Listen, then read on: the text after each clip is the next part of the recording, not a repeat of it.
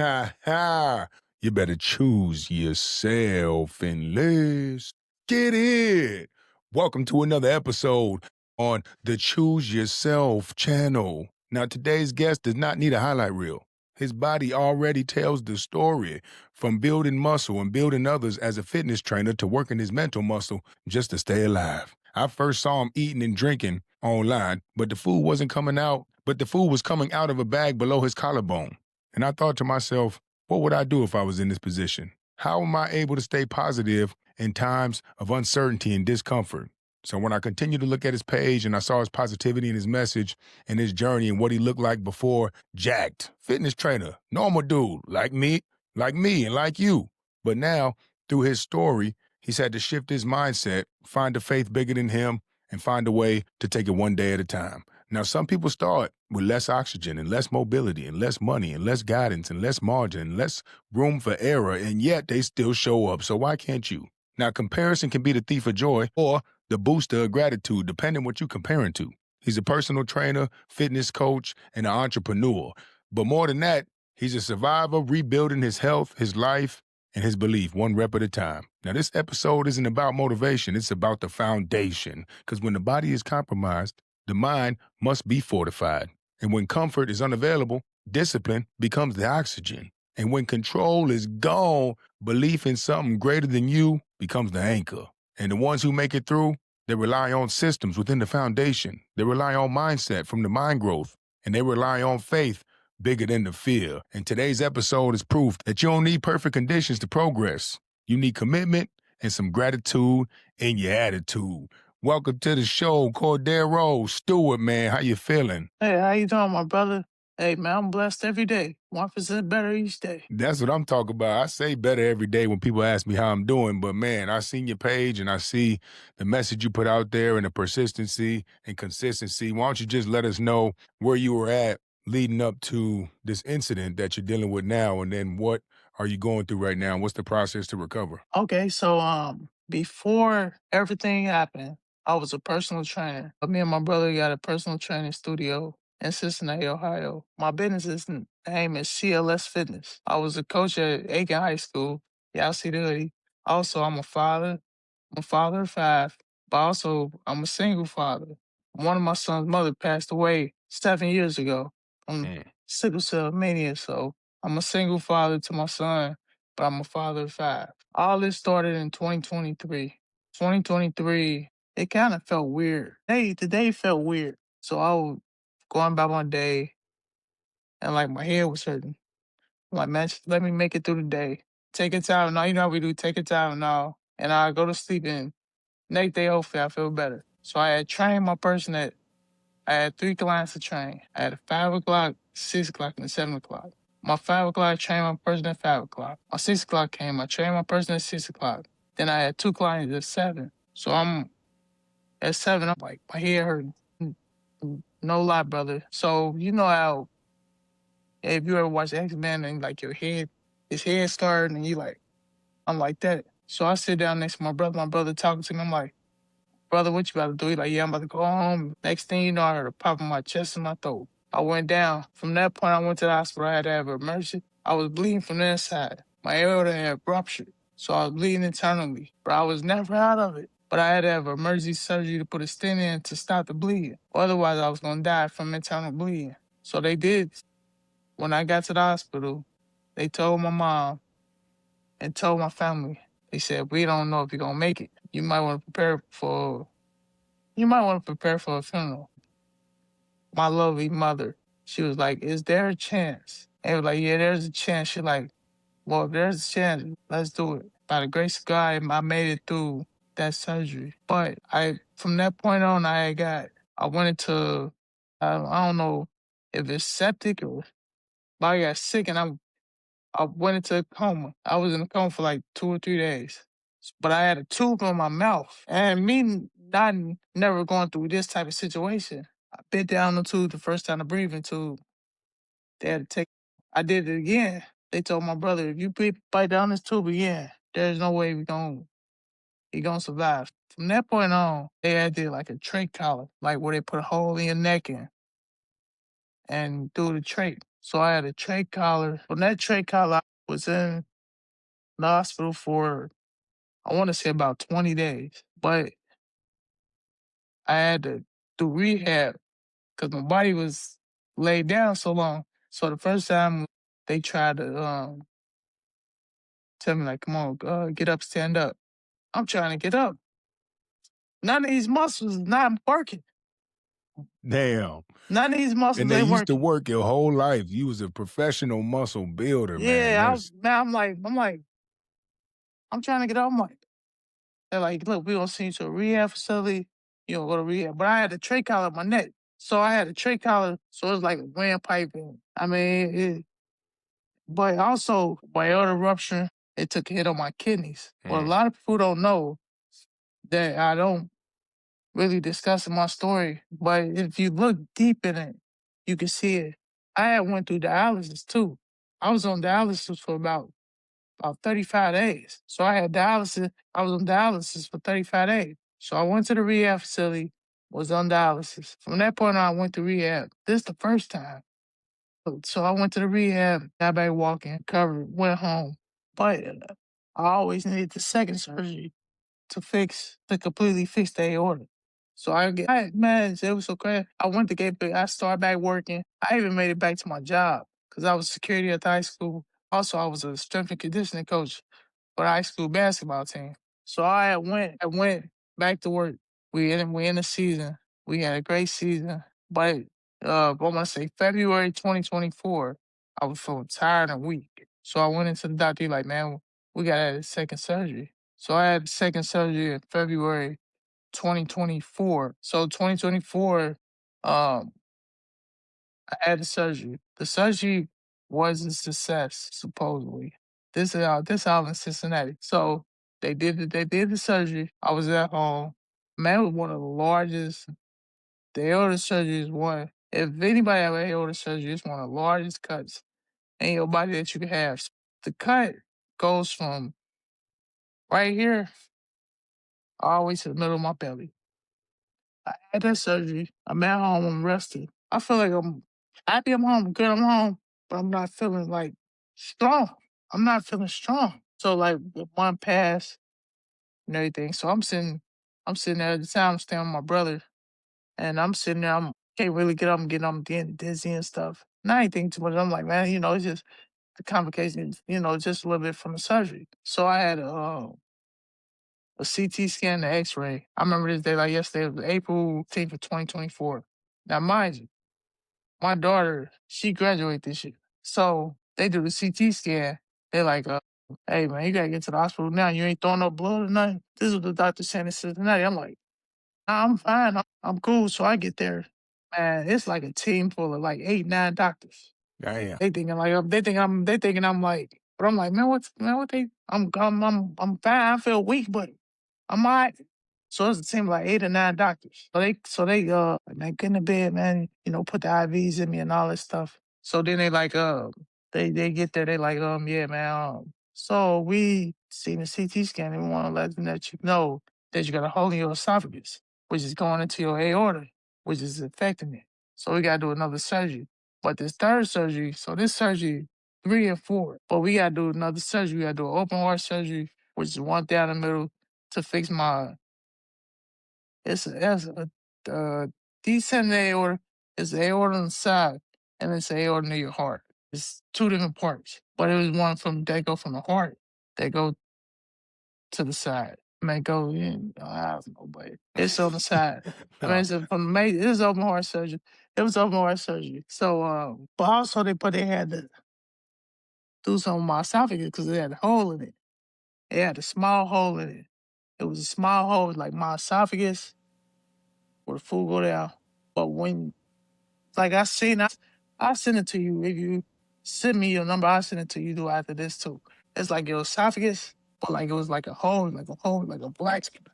They're like, yeah, we gotta fix this up. But we're gonna do 3 different surgeries. These gonna be 3 big surgeries. So the first part is gonna be the open heart surgery. From the open heart surgery, we're gonna do the aorta. We're gonna do the aorta again. So this third time I had the surgery on my aorta, but also with the open heart.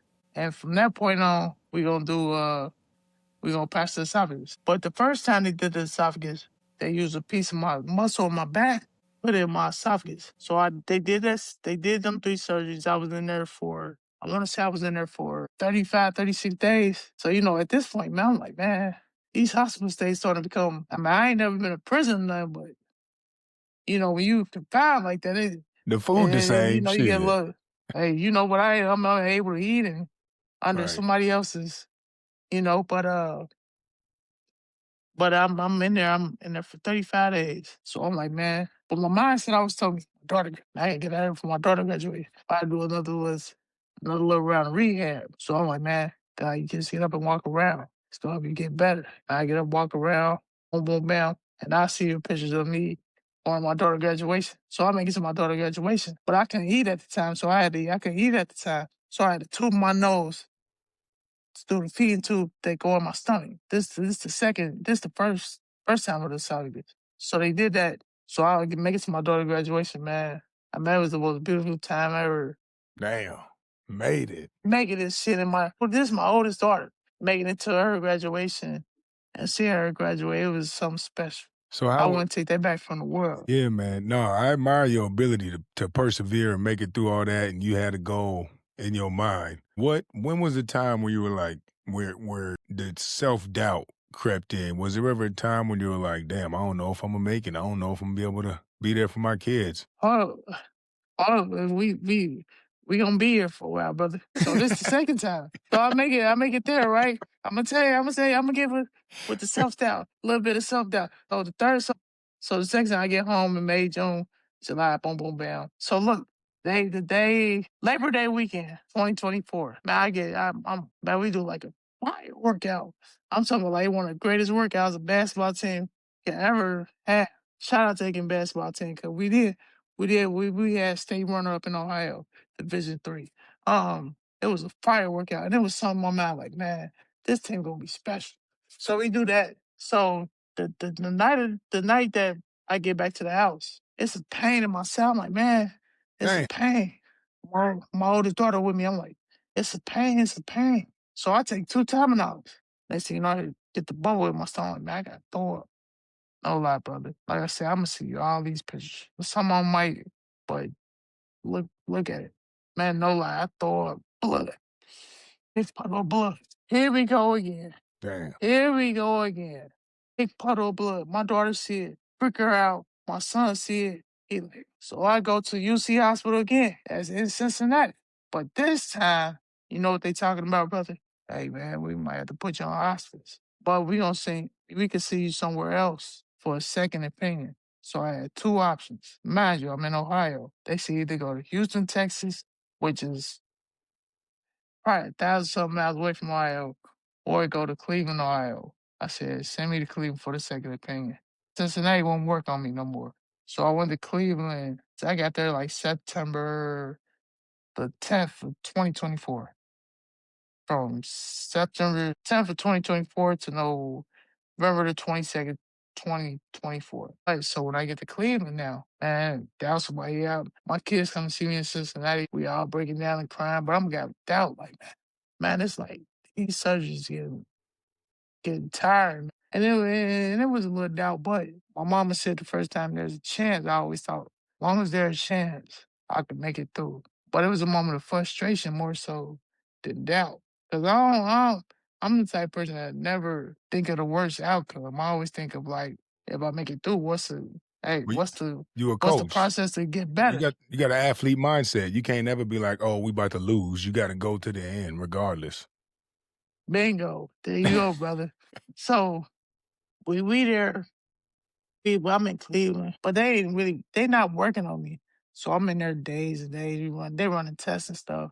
Then they come in there probably like middle of September. They like, yeah, man. So man, in order to maintain life, uh, you have to have another surgery on the aorta, open heart, because they all got affected again. But this time we got to cut off part of your esophagus through what is called esophagectomy. So my sister-in-law, she's a nurse back in Cincinnati. And she's like, yeah, do this esophageal. It ain't gonna be that bad. I looked it up. Cause I'm always somebody who look up things. I look at, I'm like, 9, no, I'm not doing no self-injecting. Stop No, no, no, protecting. no, no. Yeah. So they like self-injected. We got to do another appointment. We got to do their order. So that what is 5, 6, and 7. But so the first one they did October 4th for 2024 was a esophageal. So they did that surgery. So I wake up out of the surgery, but I got a bag on my neck. I'm like, I'm in ICU. They like, yeah. Nurse like, yeah, you got a esophageal, which is called spit fistula. So like anytime you swallow or feel like you gotta, I mean you ain't gotta spit necessarily, but anytime you swallow, your saliva going straight in that bag. So I'm just swallowing. I'm seeing this bag. I'm like, man, this just ain't normal. Like level of What's frustration is at how like a long did 20 right now. how long did it take you to start posting that online where you had to like accept it and be like, all right, I'm gonna start motivating people with this? Maybe January, February last year. For like 5 Maybe January, February last year. I want to say. So they put the bag in my neck, so I got the bag. They did the other surgery on the aorta and the open heart. But they're like, yeah. So man, I don't know, man. I don't know. But they had you on a lot of different meds. But the doctor told me, hey, as soon as you're able to walk and once they come back and see me, I'll put your esophagus back together. I'm thinking like it's gonna be a couple months. Man, brother, I waited a whole year plus Mm. for this surgery. So first beginning of the month, but for people don't know, like when I had the surgery, and that's why I say, man, God is so good. When I first had the surgery, I got home, I was still weak, but I'm getting I'm at home November. They got me a bunch of mid heavy, so I'm at home December. So I go home to my house in December, January, but my body feel like half itself. Cause like you got your body, you got your esophagus, but then I got a feeding tube. But the feeding tube give me things I need to survive, nutrients and all that stuff to survive. So I'm doing that. Body like at this time was like real cold. Like the cold really affected me. And I got the spit fistula, but the spit fistula gotta get changed every 2 or 3 days. And then like they said like they was like, yeah, you gotta have a little bit of water, but you gotta empty the thing. Emptying that thing, seeing all that spit. I mean, was not. I do I not can't, wish it on my worst enemy. man, I can't stand spit. I do I not don't wish it even on. for some I do not reason. wish it on my worst enemy. But so I got the spit for the January, February. What's that famous saying about train a child as as you as you would, and he will never leave you. Now, my boy never left my side. He never told me no. He never, even when I got frustrated, he was always yes sir, yes sir, yeah, yes sir. God, every day I might call home more than 5,300 times a day. He'll make sure I have my nutrients. He'll make sure I got what I need, man. And this boy only at the time he was only 12, going in 13. So January come, February come. I get so I post a little bit, let people know. So cause people seen a picture of me one time, man, I look like I was like face skinny. Man, I look like I'm just dying. I saw the So before my picture, man. You was stacked. You had muscle, you was tall, you had the physique and everything. yeah, yeah, yes, And people sir. was used to that. Yep. So they seen a picture of me in February, this 2025. They're like, man, something wrong with him, man. He look like he real sick. They're like it's about over. It might have been some people that counted me out, but I never counted myself out. Hell no, chose yourself. I always thought to myself, look, and I remember a doctor told me, don't count your days, count your milestones. So Mhm. I'm January, February, March, you get a little warm outside. My body feel like it's like anemic. So anytime I get cold, my body get real sensitive, all that. But I'm on the feeding tube this whole time. March, April, May. I start posting a little bit, boom, boom, bam, let people know, man, hey, I'm working out a little bit, but I'm still weak. And so June hit, Father's Day hit. You know what started making me start posting? My daughter got me my second oldest daughter, she got me a selfie stick. And that made me think, like, man, it made me think, like, start posting your journey. You never know who you could motivate. Man. So I go outside in June, right? So my oldest daughter recording, and she like, so I'm like running, my shirt off, bag on my chest, all that. So I record that. I wasn't really doing it for the attention, but it's like, man, no matter what, push through, push through. Mhm. I do that boom, boom, bam. So June hit, July hit. And I'm gonna tell you what made it all go viral. I don't know if you seen it got like over 1 million views. So I'm sitting down on outside of my porch. And then I remember I said, the sign of a true champion, I'm sitting down. Bag on my chest, I said, the sign of a true champion, I get up. And it hurted me to get up. I said, it's his ability to get back up when life knocks him down. Yeah, I saw that one. This guy named Sean Hall, he a boxing trainer. And he was like, man, what's the way I can help? I'm like, man, you know what, man, I'm behind on bills. I'm gonna start a GoFundMe. If you could share it, that'd be great. From that point on, man, I got thousands of likes. And then it started getting to hundreds of thousands. Then I'm looking at the views. The views getting to thousands. Then it get to 100,000. And then it get to 500,000. And then it gets to like 1 million. I'm like, oh man. So my local news station called me. They're like, yeah, we seen your story on Instagram. We want to do an interview with you. So from that point, I did an interview with my local news station. Shout out to, I don't know, I don't want to say her name wrong, but shout out to her for the interview to get my story out there.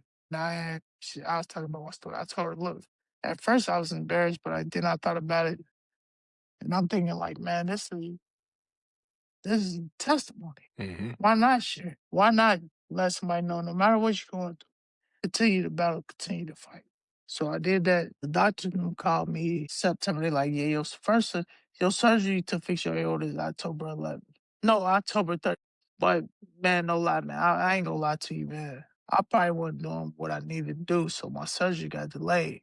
And you'll question like, man, why did this get delayed? I questioned it a little bit, but when you ain't take care of business, man, God ain't gonna put you in that position. You got Yeah, you gotta back up your prayer with action. I say it all the time. You gotta do it so he can bless you. And at that time, I went to the doctor in Cleveland. I was 100. She like, man, you only like 100. You're 102 pounds. You gotta get to at least 125 in order for this to do this surgery. And then it's the doctor who was gonna do the surgery. He like, man, you just ain't gonna recover, man. Well, you gotta get up to weight. So from that point off, October to December, I ain't gonna lie to you, I had so my bulk and milk protein that I was putting in my body. I was putting juices in my body. I was doing a formula. So you was like, fuck it, I'm going back to the lifestyle. Like, I've been doing this too long. Let me get back. Or did you think it would help? It helped. It helped me pick up that weight. So I'm getting 113. Then I get to 118. The next thing you know, I called my doctor. I'm like, look, I'm at 125. They're like, okay. So they called me like, so your surgery will be December 11th. So December 11th, 2025. December 11th, 2025, I go back up to Cleveland. We had a surgery. It was an hour surgery. It was a success. I ain't got no bag on my neck no more. I ain't got Dang. these weird sounds. Every time I spit, there ain't no weird sounds. Like, then the bag, for real, man, the bag, it'll start to weigh you, like, it'll weigh your body. But man, everything been a success. Right now, currently, I'm at a stage. So it's stages to where before they want you to eat. So right now, I'm at the stage where I got popsicles Mashed and I have a potatoes, little bit of applesauce. applesauce. Yeah, I got some food. Yeah. Yeah, but also on December 16th, I get a scope down my throat and I'll be able to eat regular foods. But that's where we at right now, brother. Damn, bro, you done made it through the shit, through the smut, hell on earth, man. Was there something, was your diet prior to the initial situation that started this whole thing, was your diet on point, or was there something that was some toxins you were indulging that might have flipped the switch? So 2022, but I'm feeling like a pain in my side. So I won't go to the hospital. Man, I ain't paid no attention. I wasn't the type person that really listen to doctors. I always thought like, man, let me naturally Mhm. do this myself. Everything will be all right. So they do like a CT scan. They're like, man, you gotta dilate a order. Doctor like, man, you don't do this. If you don't lower your blood pressure, Right. it's gonna burst in the skin and you're gonna die. Mind you, this before everything happened. So at this time, I go to the gym 45 days straight. At 5 a.m., I lose a lot of weight, cut up and all that. But when I didn't manage it, I don't want to manage my blood pressure. I ain't changing nothing about my diet. I just lost weight and was working out. I didn't do nothing about my blood pressure. So it was the blood pressure part. But it's a lot of things like Yeah. I don't want to get into because Right. Yeah. about like blood pressure that you can regulate it where you really, really don't really need what big pharma is selling you. Mhm. I get it. I don't want to get into that, but That's what I'm that saying, might be too deep. I partner with the highest absorbed supplements on the market that are bridging the gap between what's missing, the gut repair solution. I'm actually going there on Saturday, but I started taking my health serious because there's people that I've spoken to on the podcast and in the industry who are healthy in the fitness industry, and they just drop. I'd be like, "What? I can't go for that." So I'm like trying to figure out how to get the most optimum health. So I admire your strength. I saw another post that you was talking about getting into the Bible and your faith. Were you always a faithful man in God, or is that a new thing since this? My relationship with God, it was almost non-existent. I'm telling you, it was, honestly, brother. And I just talked to my sister. I talked to my big sister about this yesterday. So I went to church with her. This was years ago. I'm like 13, 14. No lie to you, brother. She was in this church that had this pastor, and he got so much money on my sister. When we got out of the church, it was time to eat. I said, sister, buy something to eat. You know what she did? I ain't got no money. I seen her give away, no lie, maybe $500-600, and it just did something to me. Like, man, how could a man of faith Mhm. take everything away from my sister and she not had nothing to feed her family? So from that point on, I really didn't really have that much faith in God and all this stuff. What made brought me closer to God was really the doctor said when I brushed my aorta, I had a 20% chance of living. And my mama having faith. That's what brought me closer to it. And I started from that point I started reading little small episodes and trying to get an understanding of the word. And I've been getting a better understanding, brother. Yeah. And it's been great, man. And it all makes sense. I'm not like to a certain religion like Christian or nothing like that. But I just read it to get understanding. I'm not a Christian. I'm not an atheist. I'm not Muslim. Yeah. We all got a God. We all got a God that we believe in. I'm not It's to inside. a specific God, but yeah, it's a God inside of us. So that's the main thing. Yeah, I always say, man, I believe Jesus was a man and a spiritual leader, but my God is the God that Jesus was seeking. I'm on my own journey. Yes, People writing my story, just like his 12 homies wrote the Bible, but he didn't write the Bible. He wasn't a Christian. He was finding God, or they say he was God. Well, we all resemble Jesus. Is that what the Bible says? So let me resemble him by trying to seek with gratitude, accountability, foundation, prayer. That's one thing you said too. The foundation will hold through the fire, but if it ain't strong enough, you're absolutely. gonna have to reset the foundation. And I talk about that all the time. You got to. The choose yourself process. And the foundation is your solitude. What do you do when no one's watching? That's how you strengthen your authenticity and integrity, man. But yeah, man, hey, your story is admirable. I know it's gonna inspire a bunch of people. Can people work with you online? Do you have courses online, or is there virtual coaching? I'm trying to get into it. I want to eventually get to doing podcasts like you, man, and talking to people and seeing if I can help people, man. Even if it's just like words of encouragement, if I can help people, whatever, I want to inspire people. It was one other person that went through what I went through, but he never told his story. Hmm. And me and him communicate today. He from somewhere in Georgia. And I'm gonna go see him and he had successful surgery, but he had the same exact thing that I went through. But it is rare. And I want people to know, give up. And brother, I ain't gonna lie, I seen comments to where people are like, man, just throw it all away. Yeah. Or man, I would've just gave up and man, for what? The mindset is a beautiful thing. The mindset is an absolutely beautiful thing. When we use it and your mindset sets the foundation for everything. Hmm. And the way God tested me, I test the kids every day Hmm. to become stronger, become better. It was my turn to be tested. And like I said, I was reading Corinthians verses 12 through 15. And he gonna test you through that fire. He gonna save you, but he gonna save your foundation. Yep. Is if you got a solid foundation, that foundation still gonna stand. Yep. And it can be rebuilt and it can be rebuilt through anything, as long as that foundation is strong. Yeah, man. No, for sure. For sure. I appreciate you, man. Thanks for coming on the Choose Yourself channel. Yes, Y'all, sir. y'all tap in with my guy Cordero, man. CLS Fitness LLC on IG. He keeps it positive. You'll definitely be able to grow your mind. I'm gonna put his tag in the comments, and y'all make sure you leave a review. Go tap in with him. And he's in. You in Cleveland? That's where you working at? I'm in Cincinnati, Ohio. Cincinnati. Shout out to Aiken Falcons basketball too, man. Aiken Falcons. Yes, sir. Y'all keep hooping, man. Y'all boys take care of each other on that team and do the work in the off season so you can come back and pull from an overflow and score some more. In the meantime, in between time, big dream time, gut clean time, keep the gratitude in your attitude, and always choose yourself.